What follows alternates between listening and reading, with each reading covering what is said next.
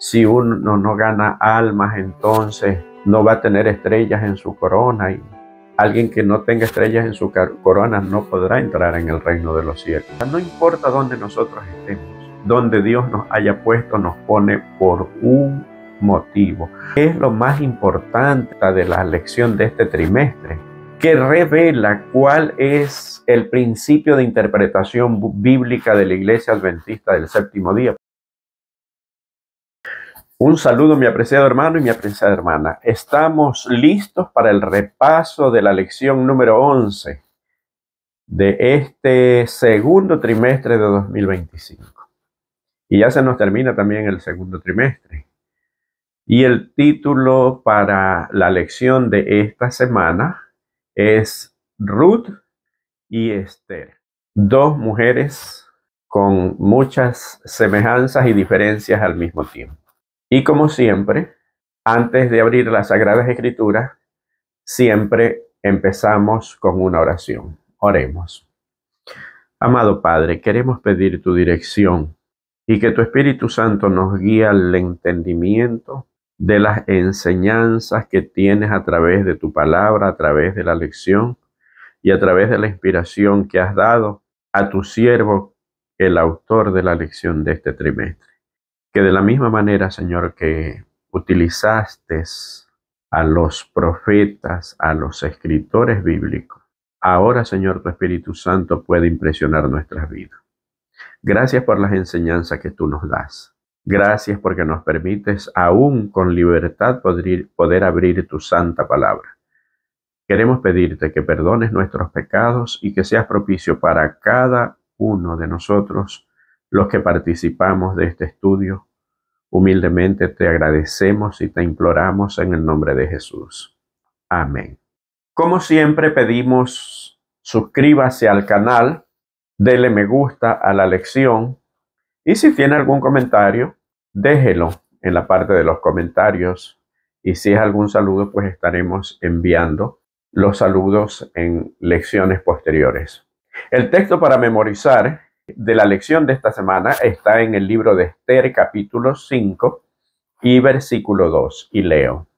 Y cuando vio a la reina Esther que estaba en el patio, ella obtuvo gracia ante sus ojos, y el rey extendió a Esther el cetro de oro que tenía en la mano. Entonces vino Esther y tocó la punta del cetro. Esta semana no voy a hacer el resumen como es solamente de dos personajes. No voy a hacer el resumen día a día como acostumbramos a hacerlo, sino más bien en dos partes en los personajes que son tema de estudio. Por otro lado, quiero hacer una introducción para poder comprender mejor la lección.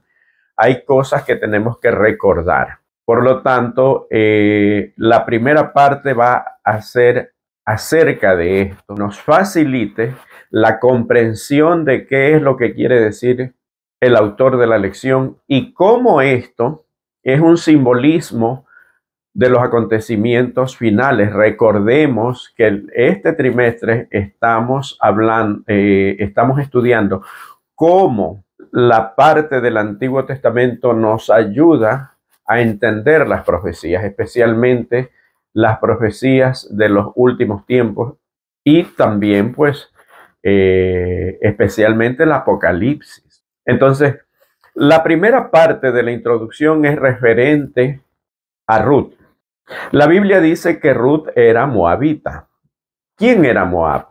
Moab era un pueblo que se originó de un descendiente de Lot. Todos recordamos la historia que encontramos en Génesis, donde dice que después de la destrucción de Sodoma y Gomorra, Lot le pide a los ángeles que le permita ir a una ciudad pequeña que se llamaba Zoar. Pero viendo cómo Dios destruyó Sodoma y Gomorra, pensó que en algún momento esa ciudad, aunque era pequeña y era corrupta también, en algún momento Dios también la iba a destruir. Así que se fue a la montaña y vivió en una cueva, allí con sus dos hijas. Sus dos hijas lo emborrachan y ambas duermen con él sin que él se dé cuenta, dice la Sagrada Escritura, quedan embarazadas. Y la mayor de las hijas de Lot da a luz al padre de los moabitas. Moab era una tierra pagana, pueblos paganos. Y el personaje central de la primera parte de la lección es Ruth, que era moabita. Ahora, hay otros acontecimientos que también necesitamos aclarar antes de entrar de lleno al estudio. ¿Cuál es? En Levíticos, especialmente en el capítulo 25, habla acerca de algunas leyes. Y aquí yo quiero reflexionar un poquito. El mundo cristiano en los actuales momentos habla tanto de la ley. Obviamente, Satanás está siempre tratando de que el hombre se olvide de la ley de Dios. Le tiene tanto odio a la ley de Dios que ataca, según Apocalipsis, al pueblo que guarda los mandamientos. Se llena de ira. Eso dice las Escrituras, no lo dice este servidor. Entonces, en contra de los mandamientos, en contra de la ley de Dios, Dios también le da a su pueblo otros tipos de mandamientos. Podríamos decir que son leyes civiles y también son reglas de urbanidad, de cómo vivir bien, de cómo vivir mejor, de cómo llevarse bien con su prójimo. Estas reglas de urbanidad de alguna manera le iban a ayudar al buen vivir. Pero hay leyes que eran protectoras, protegía al menesteroso, al que no tenía. Y una de esas leyes era que el rico, el adinerado, en ese entonces pues era dueño de inmensas posesiones de terrenos donde se sembraba principalmente el trigo. Una ley que protegía al menesteroso y que a su vez le permitía al millonario, al rico, ser generoso con el menesteroso, con aquel que tenía menos o no tenía, con las viudas, con el huérfano, con este tipo de personas quizás marginados de la sociedad, les permitía recibir ayuda del millonario, pero a su vez no perder la dignidad. ¿Por qué? Porque hacía también un trabajo. Esta ley decía que 1 metro a la redonda, bueno, de todos los lados, no vamos a decir a la redonda porque los terrenos muchas veces no eran redondos, ¿no? Pero 1 metro en el filo del sembrío del trigo no lo podía cosechar el dueño de la finca. Eso tenía que dejarlo para que lo cosechen los pobres, aquel que no tenía tierra, aquel que no tenía nada. Las viudas iban y cosechaban eso. Y dentro de la misma ley decía que mientras cosechaban, no había maquinaria en ese entonces, recordemos, ¿verdad? Mientras cosechaban, los granos se caían, podían caerse. Esos granos que se caían tampoco los podía recoger el dueño de la finca, el dueño de la hacienda, el dueño del sembrío. Eso era para que lo recogieran también los pobres, los menesterosos. A eso se le llamaba espigar, y eso es lo que habla el libro de Ruth. Y había otra ley, es una ley muy conocida porque un ejemplo de esos se da cuando los saduceos van a tentar a Jesús como para insinuar de que no existe la resurrección. Una de esas leyes era que cuando alguien moría y no tenía hijos, era casado, no tenía hijos, por alguna razón falleció antes de tener descendencia o de tener hijos, la viuda tenía que casarse con el hermano siguiente. Y el primer hijo de esa relación le pertenecía a la persona muerta. Cuando había posesiones, estas posesiones que le pertenecían al difunto pasaban a ser del hijo. Cuando alguien vendía una posesión, no la vendía de por vida. Había el año del jubileo que a los 50 años regresaba. Bueno, eran infinidades de leyes. De hecho, muchas de estas leyes el pueblo judío todavía las sigue practicando, porque son leyes buenas.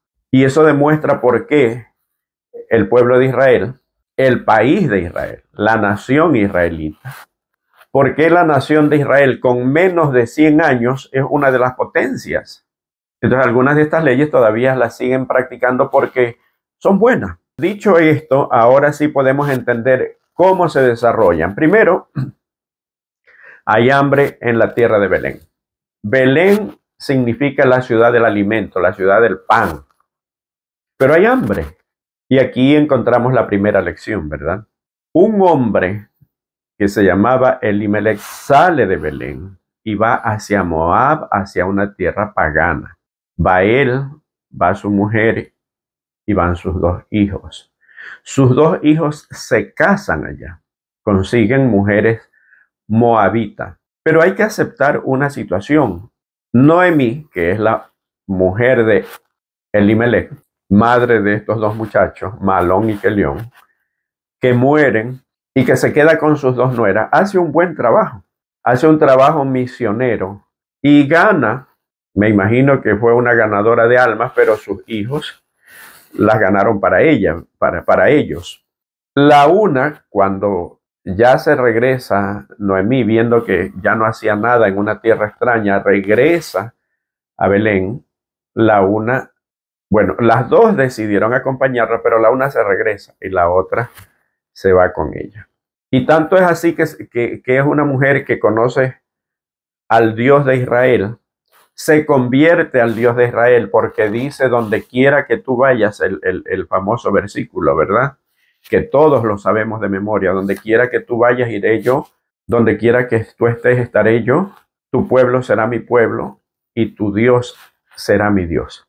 Era una mujer que ya se había convertido y tiene todas las características de una mujer creyente. Una mujer viuda en ese entonces, no importa la edad, era prácticamente marginada. Casi no tenía esperanza. Mucho más si son 2 viudas. El hambre no fue suficiente motivo como para que ellas se desanimaran y dejaran de creer en Dios.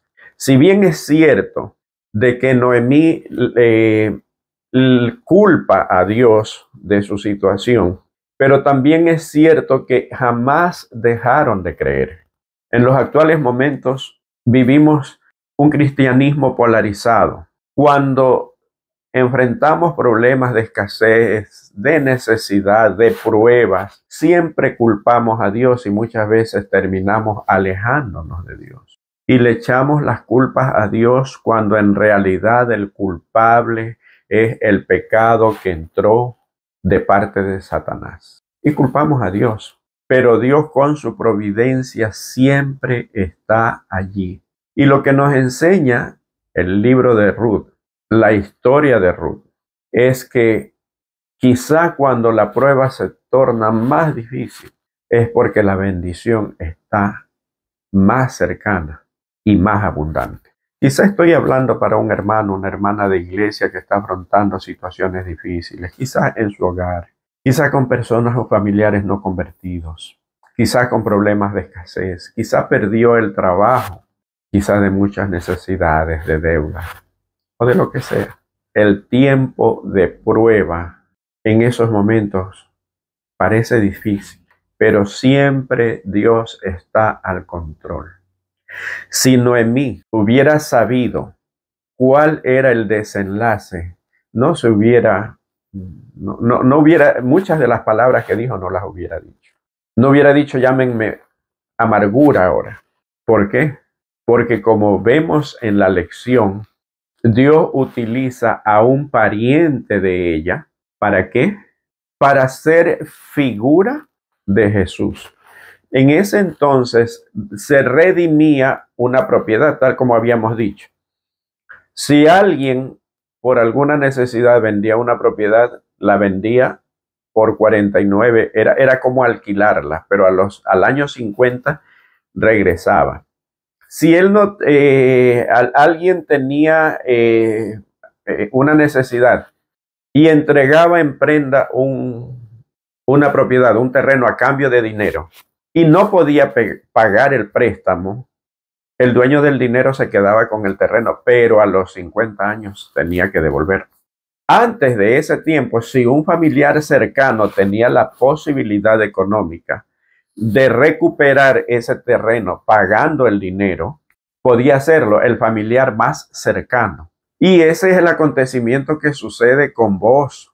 Vos se convierte en el redentor, porque redime la tierra, redime a Ruth, a la viuda, y ese niño que nace le pertenecía a Noemí. Y ese niño que nació, que le pusieron por nombre Obed, se convierte en el abuelo del rey David. Y obviamente, como todos sabemos, del linaje de David, según la carne, nace Jesús. ¡Qué bendición más grande! Siempre que nosotros afrontamos las pruebas, Dios promete tu recompensa. Dios te está probando y de acuerdo a la prueba que tú resistas, la dimensión de la bendición. Tú has de decir, es que es muy fácil hablar desde la comodidad. Pues este servidor también ha enfrentado infinidades de pruebas y las sigue enfrentando, de hecho. Pero es precisamente por eso que este servidor ha decidido compartir el mensaje, un mensaje de consuelo, esperanza, sobre todo cuando no luchamos solos. Dios está allí guiando, aunque no nos demos cuenta, aunque no lo veamos, aunque no sintamos quizá, pero por fe nosotros sabemos que Dios está allí porque Él lo prometió. Quizá en el día final, quizá cuando estemos en el cielo, nos daremos cuenta de cuántas veces Dios nos libró, cuántas veces la providencia actuó a nuestro favor, cuántas veces los ángeles hicieron cosas que nosotros no vimos, solamente para protegernos. Y pasamos a la siguiente parte o al siguiente personaje, que es Esther, una chica sencilla. Y miren los casos opuestos. Para Dios no hay imposible. Usa a Ruth, una mujer pagana que se convierte, y usa a una muchacha nacida en un hogar de creyentes. Cuando nosotros le permitimos a Dios obrar en nuestro favor, no importa nuestro origen. Lo importante es el deseo que nosotros tengamos de ser colaboradores con Dios y de permitirle a Dios ser usados en su obra. Y estoy seguro que muchísimas personas de los que nos ven son personas que trabajan en el servicio a Dios de diferentes maneras. Alguien me preguntaba, es que me han dicho de que si uno no gana almas, entonces no va a tener estrellas en su corona, y alguien que no tenga estrellas en su corona no podrá entrar en el reino de los cielos. A veces en nuestro afán de ser fervorosos y de presentar algunas verdades lejos de dar consolación, de dar esperanza, la quitamos. Sí, es verdad que una de las visiones de Ellen White en el camino del pueblo escogido hacia el cielo, de la entrada en las moradas celestiales, dice que Jesús mismo nos entrega coronas, unas con pocas y otras con muchas estrellas, pero todo el mundo estaba contento y satisfecho. Entonces me decía esta persona, pero ¿y si yo no sé dar estudio bíblico? Y yo no tengo el don de dar un estudio bíblico. Pero es que nosotros predicamos el evangelio de diferentes maneras. Y la forma más elocuente de predicar el evangelio es a través de nuestra vida. Y Dios, que hace el milagro, puede utilizar nuestro testimonio. Debemos estar seguros de que un Dios nos va a salvar no porque ganemos algo. El testimonio nuestro va a ser utilizado para ganar almas porque Cristo ya me salvó. Y eso es lo importante. En la parte de Esther hay un personaje, además de Esther y de Mardoqueo, que es tío de Esther, que es Amán. Amán representa al enemigo, representa a Satanás. ¿Por qué? En el libro Evento de los Últimos Días, Elena White habla acerca de cómo se dará la ley dominical y dice que hay un movimiento.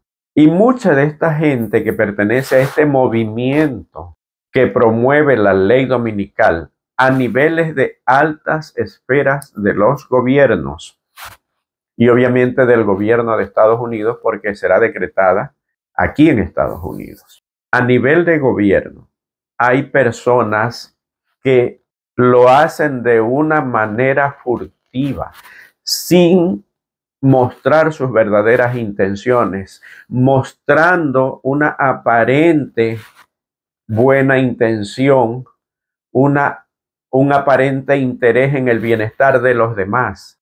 Y de esta manera engañarán a las autoridades que finalmente pondrán y firmarán el decreto. Esa es la misma manera que actuó Amán. Y qué bueno que la Biblia nos advierte acerca de eso. ¿Por qué? La misma forma de actuar de Satanás y sus agentes ha sido desde el comienzo del pecado en el cielo hasta los últimos días. Dicen, y esto es real, ¿no? Ustedes se han dado cuenta que hay muchas personas a las cuales nosotros no les hacemos absolutamente nada y podemos percibir su odio, su molestia cuando estamos cerca. Alguien dijo por allí, no te preocupes cuando sucede eso, lo que pasa es de que tu presencia llena del Espíritu Santo alborota a sus demonios. Y eso era lo que pasaba con Amán y Mardoqueo. Jamás Mardoqueo le hizo absolutamente nada a Amán, pero Amán lo odiaba y buscaba su destrucción. Y no solamente la de Mardoqueo, sino la de todo el pueblo de Dios. Eso es lo que ha querido Satanás a través de la historia. Borrar al pueblo de Dios, ¿por qué? Para que Dios no pueda cumplir sus promesas. Y en estos últimos tiempos, después de la muerte de Jesús, sabe que le queda poco tiempo. Por eso es la ira, por eso es la premura, por eso es el ahínco con que trabaja el enemigo día y noche, mientras nosotros descansamos o trabajamos ocasionalmente para Dios, inclusive para nuestra propia salvación. Amán representa a Satanás. ¿Por qué? Porque va con engaños ante el rey, con el propósito de que él firme un decreto. Recordemos que en Media y Persia existía una ley que ningún decreto podría ser revocado. Y eso también lo encontramos en el libro de Daniel. Entonces, Asuero, que era el rey y que firmó sin saber un decreto para exterminar a los judíos, no podía revocar eso. Pero aquí hay enseñanzas muy profundas y grandes. Así como disfrazadamente Satanás ha actuado, lo seguirá haciendo hasta los últimos tiempos. Aun cuando sabe que es un enemigo vencido porque ya Cristo venció. Y todo aquel que se somete a Cristo tiene la victoria asegurada. Obviamente, alguien que pretende luchar solo, pues es imposible que gane. Porque aún cuando Cristo lo venció, pues es un ángel caído, pues que tenía su poder y tiene su poder y que hace milagros y maravillas, dice la Biblia. Entonces, en el libro de Esther, ¿cuáles son las enseñanzas? Primero, Mardoqueo le dice a Esther, quizá para esta hora llegaste allá. La otra enseñanza, no importa dónde nosotros estemos, donde Dios nos haya puesto, nos pone por un motivo, por una razón. Yo no sé dónde estás tú. No sé desde cuándo estás donde estás ahora. No sé si estás en un nuevo trabajo. No sé si estás en una nueva ciudad, en una nueva casa, en una nueva oficina. No lo sé. Lo único que yo sé es que Dios tiene un propósito para haberte puesto en ese lugar. Y allí, en el lugar donde estés, debes brillar.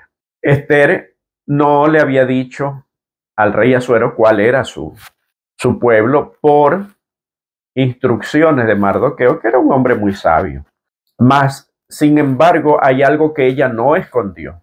Era su fe en Dios. Lo mostró cuando tenía a su disposición joyas, alhajas, todo, absolutamente todo, para poder pedir, para presentarse al rey, y ella solamente aceptó lo que era casi obligatorio, porque era imposible que una mujer se pueda presentar ante el rey como para ser su esposa sin antes estar un año en purificación, con cremas, con esencias, con perfumes totalmente caros y exclusivos. Pero la parte más profunda de la lección es que según este reino de los medos y los persas, nadie podía ir a la presencia del rey si no era invitado. Y si alguien osaba interrumpir al rey, ir sin ser invitado, existía la pena de muerte, simplemente se lo mandaba a matar. Así de sencillo. Inclusive si era la persona de absoluta confianza del rey o si era la reina.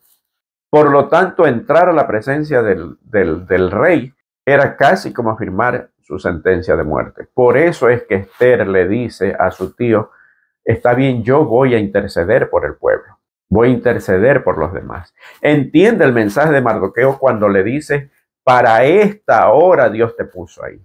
A veces nosotros estamos inconformes del lugar o la situación. Dios tiene un propósito. Y hay un pensamiento que dice que nada es eterno. Si te está yendo mal, recuerda, esto también va a pasar. Pero después de esto vendrán las lecciones aprendidas y lo más importante, las bendiciones derramadas, porque así Dios lo promete.